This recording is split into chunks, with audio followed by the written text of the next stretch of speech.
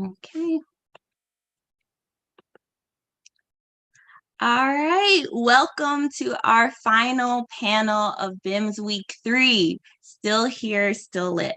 My name is Shantae Lively, and I am your moderator for your panel. So I'm a marine and environmental science educator located in Atlanta, Georgia, and I'm just so excited that we have these great scientists here.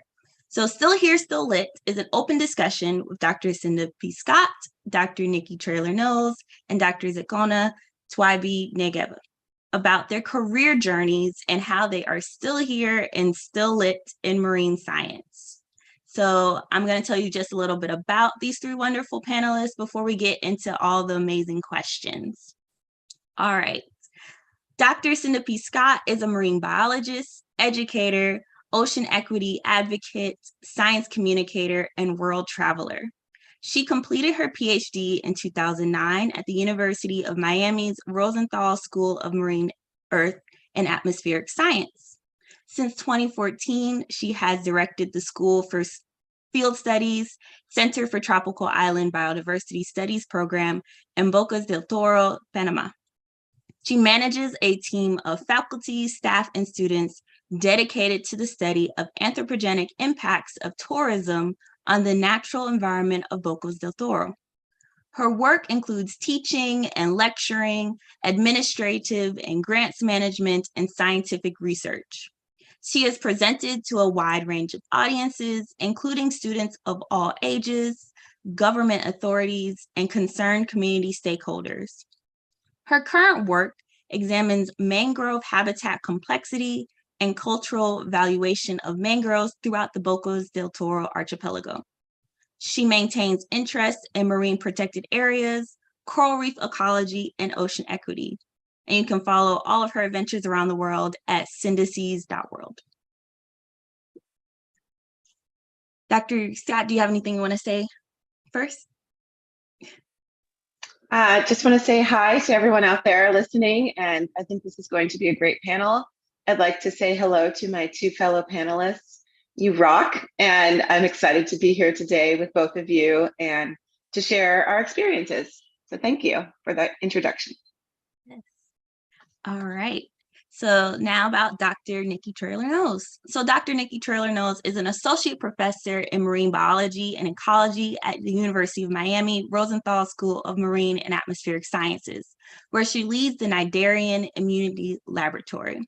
She is also the founder and director of Black Women in Ecology, Evolution, and Marine Science, a nonprofit founded to help combat the isolation and abuse in STEM against Black women. Dr. Nikki Traylor-Knowles. Hi, it's wonderful to be here. It's great to see everyone. Thank you so much for the invitation. I'm excited to talk with you all. All right, and our last panelist, she might be coming in and out due to internet connectivity, but that is Dr. Zekona Twibe Negeva. She is an academic, entrepreneur, inventor, and philanthropist. She has a PhD in chemistry from the Durban University of Technology and postgraduate diploma in higher education from University of KwaZulu-Natal.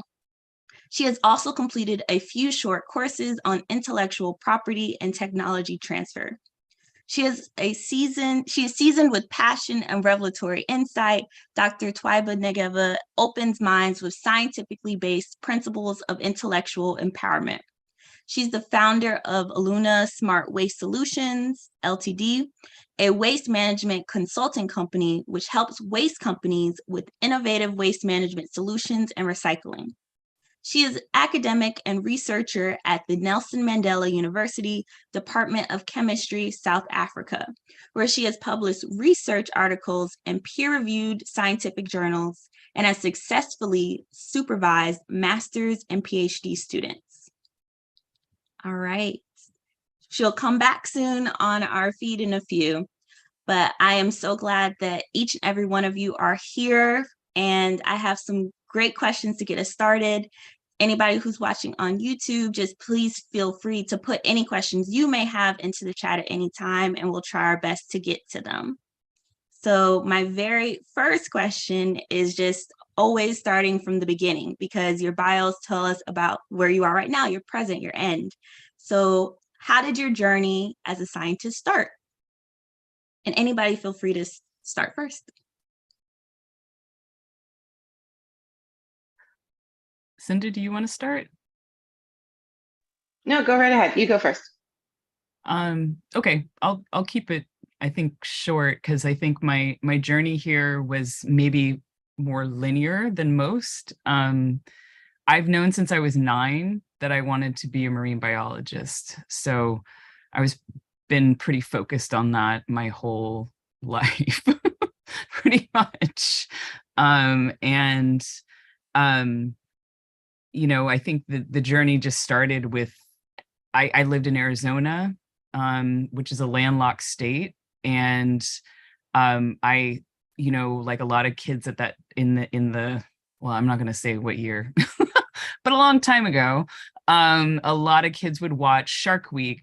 And that was like, for me, really, really inspiring and exciting. Shark Week was a lot different back then than it is now. And I also had the opportunity to go to Mexico and see tide pools when I was around 9 years old or so. And after that, I was like, this is what I want to do. Yeah. And so I did pretty much a typical route where I did undergrad and a graduate degree, a master's degree, and then a PhD, and then a postdoc, and then a faculty job. And so, yeah, so that's sort of in the nutshell, how I got here. And there's a lot more details, but that would take the whole time for all of us to talk about that. So I'll leave it there. So I can go next. I'm completely probably the exact opposite of Nikki. We talk about that sometimes, Nikki and I. But I was born and raised in Boston, Massachusetts. And though I went to Cape Cod very frequently and up to Maine a lot as a child, and I loved the ocean, I didn't understand or know that you could actually have like a career in it. So while I had access to the ocean, I didn't necessarily understand that. And so I spent a lot of time contemplating life as a veterinarian. And my original goal was, of course, to be a solid gold dancer on the show, which dates me tremendously. But I really wanted to be a dancer. So I've danced my whole life as well. And then it wasn't until I was probably 20 and I was studying abroad in Costa Rica in a tropical biology program. And I went scuba diving and got certified for the first time. And so, yeah, I mean, I've been scuba diving now for 25 years, and it totally changed my perspective and my entire world. And I fell in love immediately with everything under the water and wanted to know all about it. And yeah, that's, I don't have the traditional trajectory. I did undergraduate in Vermont. I then went and did a pre-medical post-baccalaureate program at Columbia University because I thought I was going to go to medical school, and then very quickly realized that I didn't really enjoy people like that. And I would much rather enjoy fish. And so I then applied to fish schools, and the Rosenstiel School of Marine and Atmospheric Science was top of my list. And I got in and completed my PhD there, and then decided not to do a postdoc because I was disillusioned with science at that moment in my life, and decided that I wanted to be closer with people and I wanted to serve minority students, and decided to teach at a minority serving institution in New York City. And then I also oversaw a National Science Foundation grant to improve STEM education and learning there, to retain students in STEM. And at that time, Obama had put out a call for people to do that. And I felt really strongly that I needed to get reconnected with teaching because I didn't have that experience. And then I was sick of New York and packed up all my stuff and moved to Panama 8 years ago. And I've been here ever since.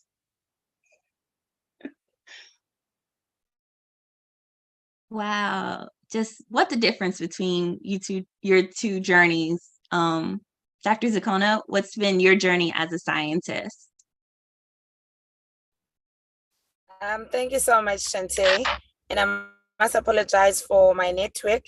We are experiencing load shedding currently. So I'm sorry if I'm not audible enough. And if you do also experience some breakouts from my side, I do apologize for that. So my name is Zikona Jwabingeva, and I was born and bred in South Africa. I come from a village. And my journey is similar to Cinder's journey, because I also wanted to be a video vixen. I'm not sure if you guys know what a video vixen is. It's actually the person that dances on the musical videos. That is the girl I wanted to be. And I always describe my journey as science. Science chose me. I did not choose science. Just like everybody else, the only profession I was introduced to in my village was being a medical doctor, or either be a policewoman, or be a teacher, or be a nurse, you know, all those normal and professions, especially in the villages. So I also wanted to be a doctor. But while I was still waiting for being admitted at the medical school, I decided to just I wanted to take a gap year, but you know how parents are. So my parents were like, gap year, how? You know we are struggling. How would you take a gap year? So I needed to find something to do, because I noticed that I was going to need better marks for admission into the medical school. So I thought if I do any science related short course, even if it's for a year, then I would be able to get credits for the medical school admission. And then, as they always say, the rest is history. I got admitted into an undergrad degree in chemistry, analytical chemistry. And then I got a scholarship within 6 months of doing that course. And I obviously needed the scholarship.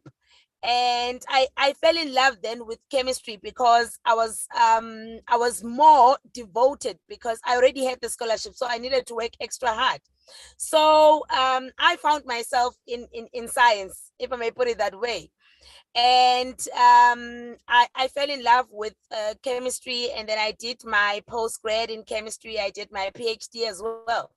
But as I fell in love with the marine science when I visited the University of Alabama in the US, when I was doing my data collection for my PhD.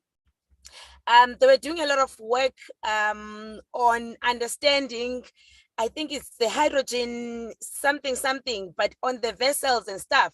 I didn't even know what a vessel was. But I knew after my visit to Alabama that I actually want to own a vessel.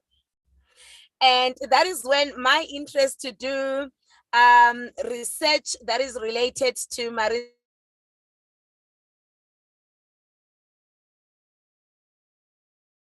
Oh no. I wanted to hear more about the vessel. Well, she'll come back. She'll be back, and she can finish that part of her journey, her story.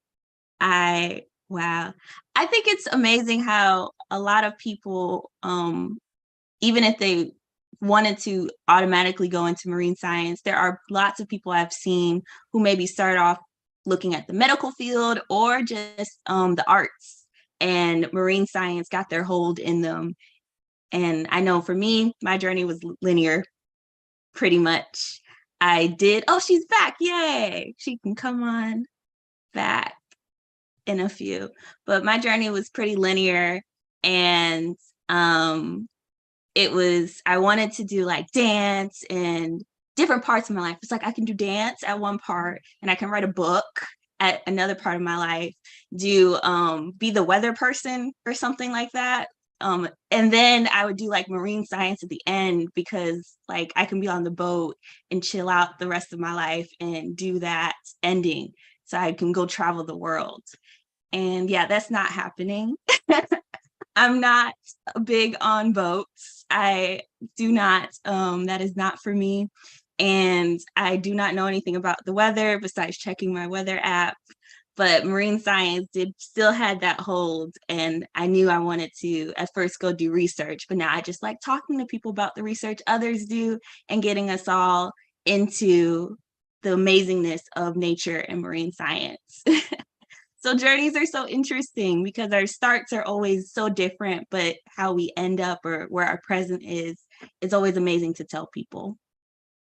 We're gonna get her back up on the screen, and we can also start thinking about that next question as well, because the next one is just, what are some of the major challenges? Oh, she's back on the screen. Can you finish telling us about that boat and the journey?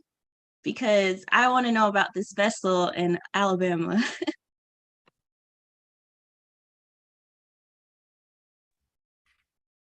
Okay, so as I was saying, I actually fell in love with owning a vessel because it was the first time I actually heard people talking about a vessel. I didn't know what a vessel looked like, but I was fascinated by the fact that there are actually some people who are doing some amazing research on vessels. And I was like, how do you even come up with such problem statement? I mean, what are you trying to solve? Because I thought the marine world is just a different world and it does not fall under science, you know? And I thought maybe there is another science for the marine world. So I was so fascinated to learn that there is quite a lot that one can do in different research areas in the marine science scope. And I've been so fascinated with you know, all these discoveries each and every time that, okay, this can be done also in the marine. And because I do not even have the background of biology, so I needed to teach myself a lot of things, especially the terms that are basically used, especially in marine biology or marine science. You know, ecosystem, eco what. So for me, that was really fascinating, and I got to learn a lot in that particular space. And currently, I'm working on plastic pollution in the ocean. So I'm doing research on that, and I'm interested in the recycling methods of doing that, and obviously going to solve a lot of problems, especially in our communities, in our African countries where we don't have resources. So for me, to do that particular research, it means that one can be able to take that waste and be able to make value-added products from that waste so that we can be able to contribute to the economy of our communities. And for me, that has been the most interesting part with my journey, because I am currently there. I'm sorry, there's someone who was passing. But anyways, as I did mention, I'm in the car and my network is not that stable. I'm not sure what the next question was, sorry. And I'm sorry if I missed out anything. No, you're fine. We're just getting to the next question. And the next question is just, what's been a major challenge you've encountered on your journey? So something that has you overcame, because I believe that y'all overcame your challenges in ways, but what was a major challenge you encountered? My major challenge, I think, working in the male-dominated environments, because as a material scientist and as well as a marine scientist and as a chemist, I also felt that I was working a lot with men. And you do know the patriarchy that actually happens in all those spaces. So having to find my voice and my confidence with my background, I felt that I needed to work extra hard than anybody else, you know, because I felt that I needed to prove myself to a lot of people. And for me, that has been my major challenge. And I think just like any other researcher or scholar, then the funding challenges, they are always there. But we are trying so hard. But my major challenge has been working with men and men not believing in me. And, you know, also being Black, being young and working in a male-dominated environment. But it has opened my eyes and it has given me a lot of purpose. And I do love the fact that I even finally found my voice to be the researcher that I am currently. So thank you so much. Yeah, I'll add to that something that Dr. Tewabi Ngeva said. I hope I pronounced that correctly. Is this issue of confidence, and I think it took me a really long time to gain that confidence, because you go into a program or you go into a situation where yeah, you might be the only woman, you might be the only Black woman for miles and miles and miles. And I think it takes a lot of self-discovery and a lot of self-care and a lot of confidence to get through some of these programs and to work in the spheres that we do. That said, the majority of places that I've worked in definitely have been male dominated. And I think that can be really very difficult when you have so much to share and you have so much to give and you're smart, but that you have someone who is telling you otherwise constantly every single day. And so you have to have the ability to turn sort of these daily wounds into warrior magic and get out there and show the world that you're capable. And I did also want to add a note about capability, because at some point, I think I'm frozen, but hopefully you can hear me. But okay, but at some point, we have a downpour right now in here on the island. But at some point, I think that when you are highly capable, you're going to be taken advantage of as well. So there's this other side to being highly capable that you have to be very aware of as well, so that you don't get taken advantage of, because you are really able to do so much. And I think when you're at this level, you realize, hey, I should be compensated more. I should be doing this. I should, and I think it's really important to keep that in mind as well. And that is a challenge. Yeah, I agree with what both panelists have been saying. And I've had similar challenges of being in a field that's male dominated, white male dominated, and not feeling like your voice is heard or that you're valued. And I think the other piece too, at least in my journey of coming up to being where I'm at now, the whole time people were telling me I don't belong, like the whole time, you know what I mean? Like every step of the way. And so I think that was a major challenge. And I think the only reason I was able to overcome that was because of my personality of being pretty stubborn. And then also, just knowing that I was like, I know this is what I want to do. And so, but that doesn't mean that like behind closed doors, it wasn't very like traumatic and horrible, because you're just like what Cinda said, these like daily wounds, but I think that the thing to me that's so important is that we can't control what happens outside of us, right? Like the environments that we're in and the people we deal with, we can make change, but like at the end of the day, really what we can control is how we show up and how we take care of ourselves and what we do for ourselves. And so what matters, not what some white dude thinks about me, that then it was like, I can keep moving forward and I can keep doing my stuff. And soon I'll leave that person in the dust as I'm doing my thing. So, but that took a long time, a really long time to feel comfortable with that. So yeah, the self-doubt and the constant questioning of like, do you belong in this space? I think for me, have been the most major kind of general challenges, right? And then I think the other piece too is, in graduate school, it can be a really isolating, weird time, and so I think I was fortunate because I was able to get mental health services and work through that. But it was hard. It's really hard. And so I think that's the other major challenge, is that within science, we're trained to be critical. We're trained to be analytical, right? Which means a lot of times we're like that to ourselves, and that's really hard to be like that all the time. I mean, so I think that that's also just a personal struggle, was that, of being compassionate to myself, being okay with messing up, being okay with not being Black girl magic like all the time, that it's like, it's okay to be tired and, mediocre sometimes, like it's all right. So, but I think it took me a while to kind of like get to that point where it's like, it's okay. It's okay. So, yeah. It's good to hear.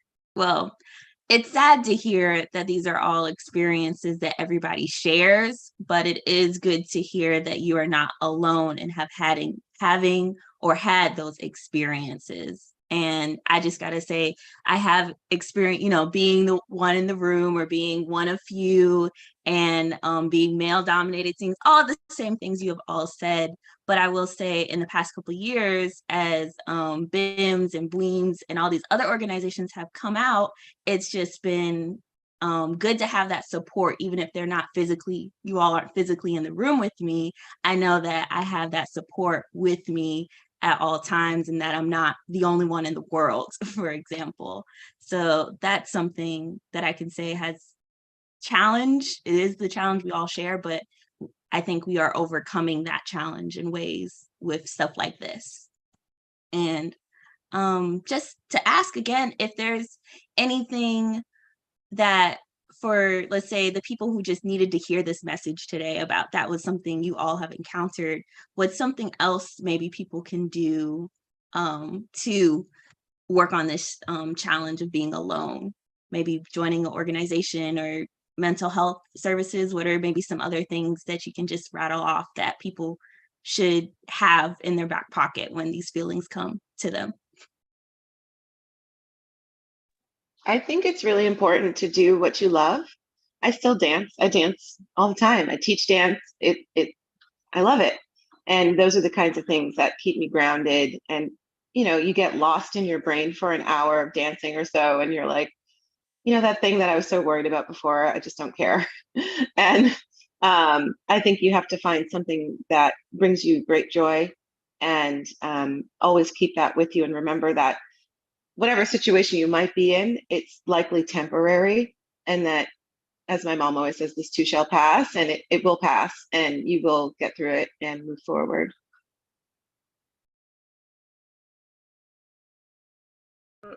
Mine, I would say that to overcome some of these challenges, you need to have a support system. And a support system can be made up of mentors, it can be made up of big sisters. It does not have to be blood sisters. I mean, friends can also be able to assist. And people who have already walked this road would also be ideal to assist. But you must be careful with the people that you are seeking help from, because you want people that are going to be for you and by your side at all times, supporting you, supporting your dreams, supporting your visions, and all those things. And mine, I always say this even to my kids, that at all times, even if you don't feel like doing something, you just need to show up. Because showing up, it sets you apart automatically. By showing up, it sets you apart in a way that you, even if something was meant to destroy you, but because you have already stepped up and you are already available, to face that particular challenge, for me, it basically shows that you are in the right direction in winning.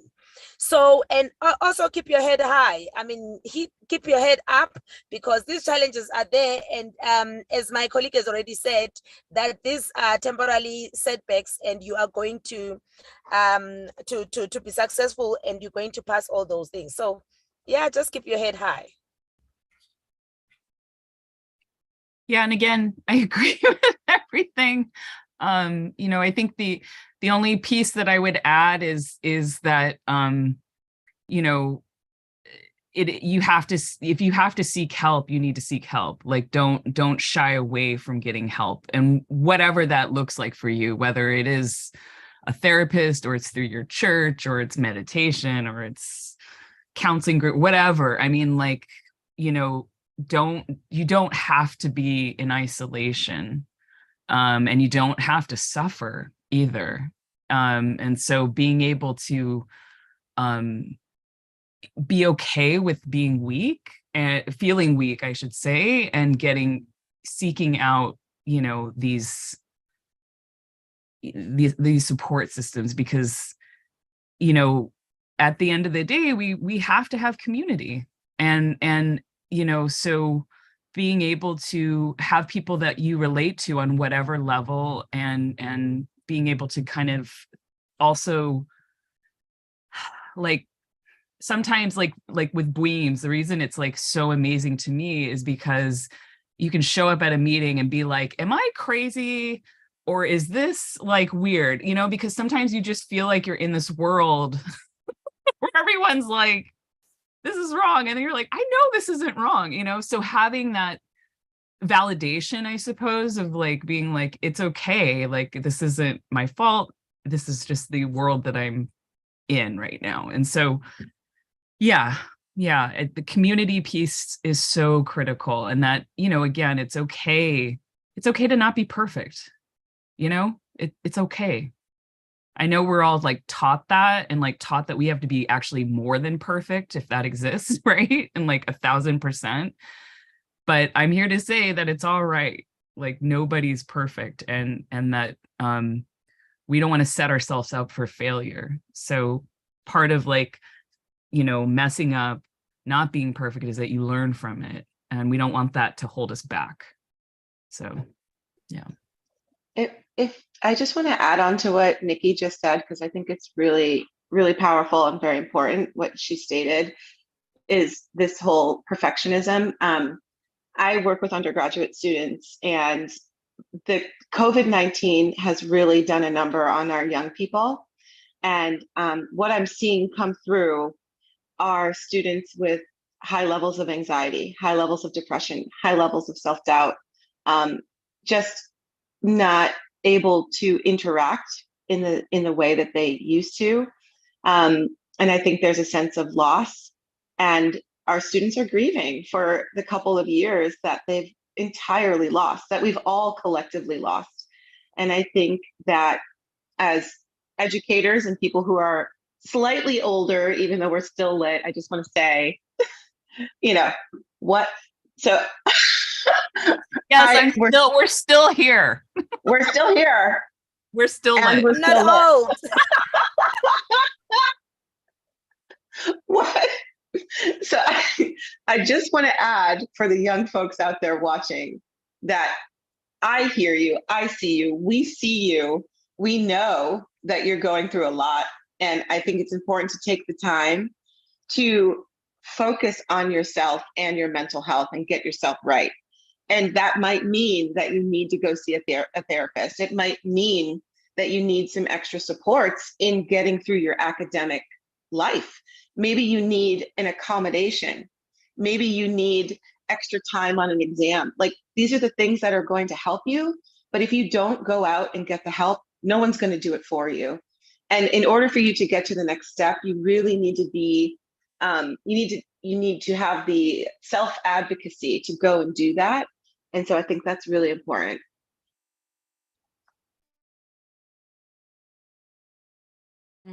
Yes.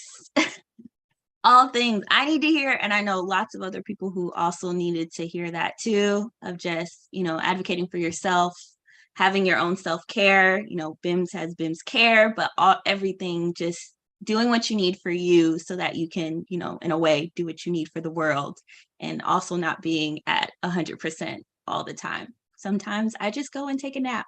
I say I just need to take a nap or just go to sleep, because you just can't do it all. None of us can hold up the world all by ourselves. We need support with us. And I'm so glad to just have that support personally. All right. So just, you know, that was a little somber. Now let's go back to being lit, because you are still here and still lit. And as you know, the theme for the week is marine science is lit. So why do you think marine science is lit? Why is it still lit to you? Have you been in this field for a while? How is it still just making you so passionate?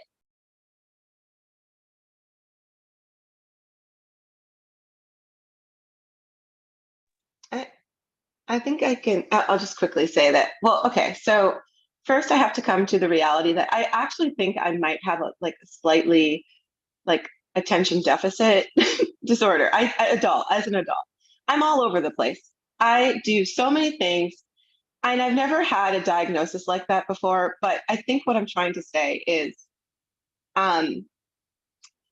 in my career, I've noticed that I jump around from theme to theme, and I can't seem to focus on one thing. I think that there are scientists that really focus, and I'm so amazed at they can, take one subject and really focus on it.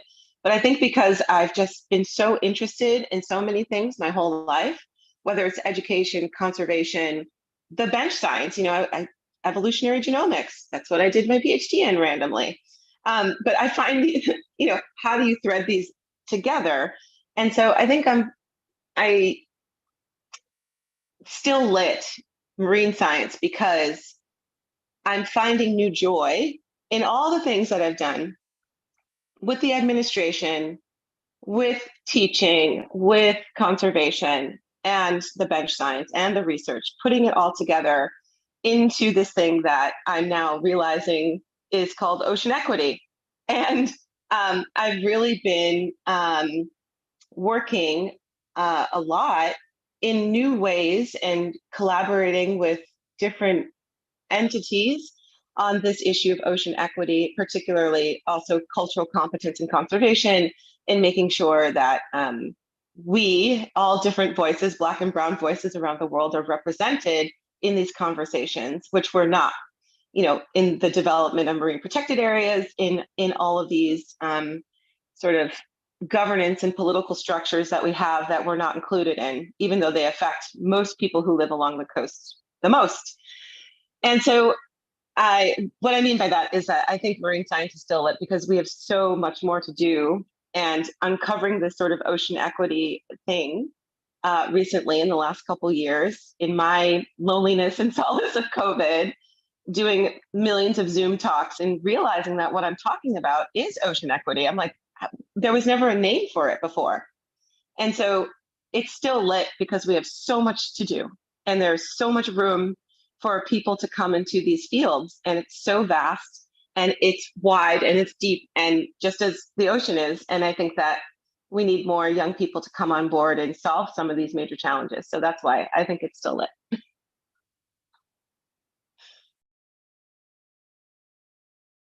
I love that. And just, finding out over time different terms that mean all the things that you've done before and it combines. I think that's amazing, because it's everything is combining into one, all the things you've done, and it's just still making it enjoyable for you over time. Anybody else? Why is it still lit to you? I personally think that marine science is still lit.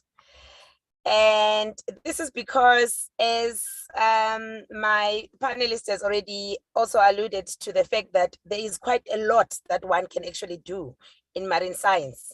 And that's why we need to recruit a lot of our young people to join forces with us, and so that we can be able to work together and solve our societal problems.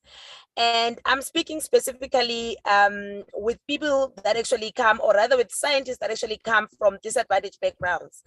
You would find that there is quite a lot that the ocean or the marine world can offer to assist our societies and communities. And this is why I feel that marine science is still lit, because there is quite a lot that we can do.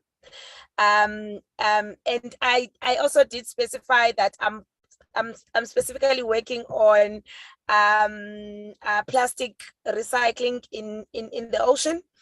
And the plan is to really try and see what we can do with that recycled plastic.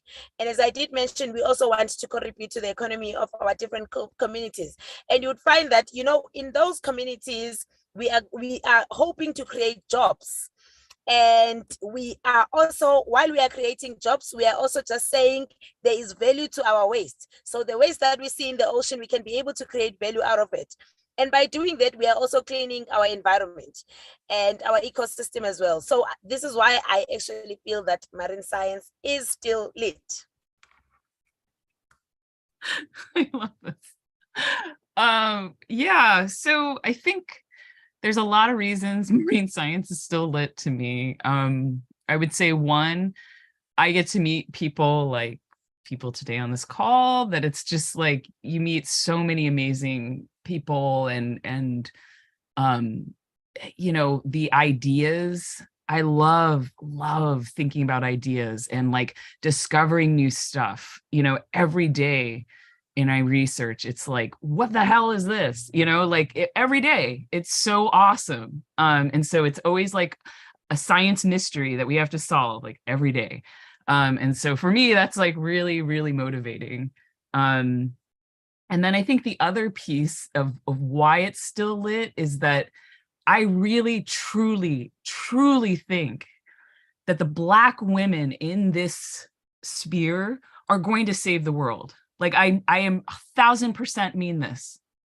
And so it's so motivating and exciting to me because it's like, we're doing it. We're already freaking doing it. But like, it's just, as we get more and more confident and we group together and work together, the change that we can make, it's unlimited. So to me, that's another, like, just gets me really excited because it's like the innovation and the ideas that we have, holy crap, and so the potential. It's like there's the day-to-day stuff that's just really exciting, but it's also kind of this more theoretical thing of like the potential here. Like, it's just like a power keg that's ready to explode. And I am so excited to be able to be a part of it, and help facilitate the future of it, right? So yeah, it's lit. Dr. Nikki, you are getting me excited about this future and potential. And it's just like, wow.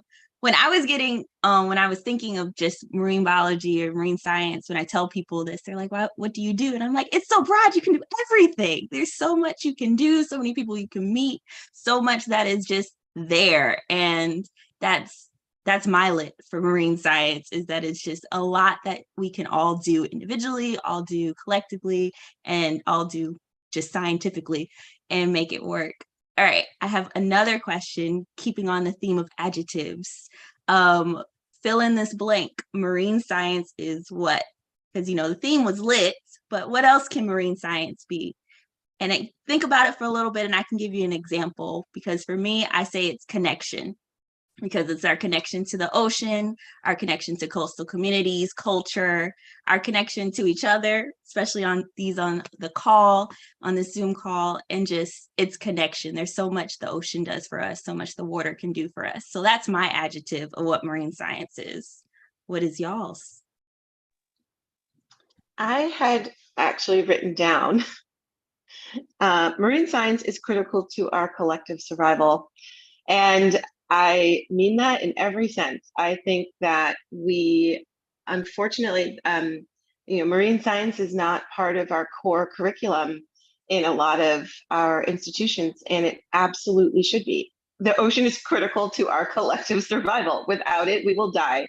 And I don't understand sometimes why it's not part of core curriculum across the world, and it should be. And that's, for me, really important. And I think it's something that, has to happen at some point.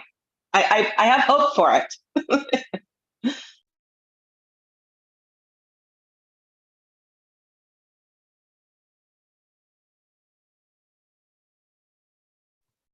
You want to go?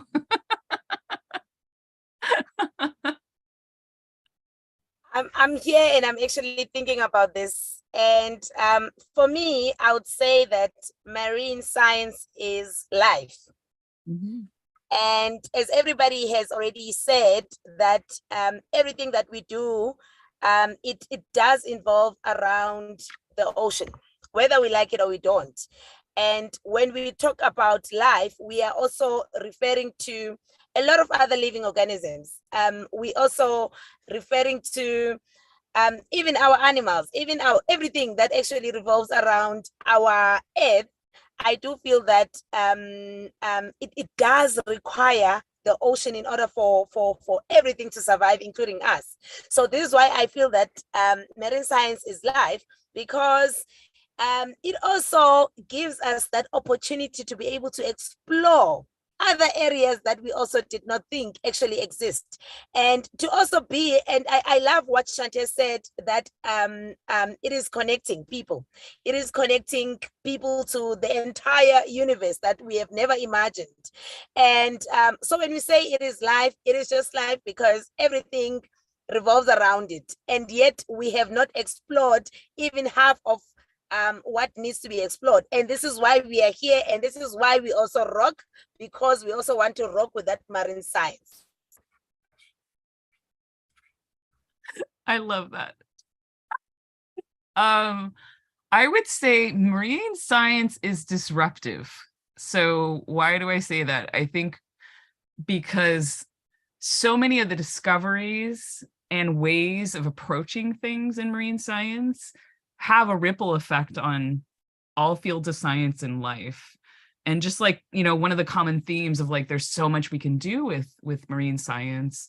There's so many things and paradigms and ideas that we can shift by using marine science, or, you know, using models from marine science or approaches from marine science. So in that way, I think of it as disruptive, because so much of the time, because we're all terrestrial land animals, you know, we're only thinking about what's on the ground, right? But we all know that the discoveries and things that happen from the ocean affect us directly, and then that we also like came from the ocean and we rely on the ocean. I mean, it's like so yeah, so I think I think of it as marine science is disruptive. Nice. These are the best adjectives or phrases that one, if I ever had to explain marine science again to somebody, I can say it's lit, it's connection, social, critical survival, life, and disruptive. And they wouldn't know what that means, but I would, because I know that it is just so much for all of us. And that's just these are like great ways to just describe one, all of the work you all do, first of all, and then just to what it means to each of us and how we connect to it. We have just a couple minutes left. And I just wanted to see if you all had any other words you wanted to share before we have to sadly go on, continue on with the rest of our Saturday day. I can just say real quickly, just don't give up. Don't reach out to people and don't give up. If you have like you have an idea, you have a dream that you want to follow, do it. And don't let other people persuade you otherwise, because what they say are just opinions, and it's just an opinion. So keep moving forward with your goals.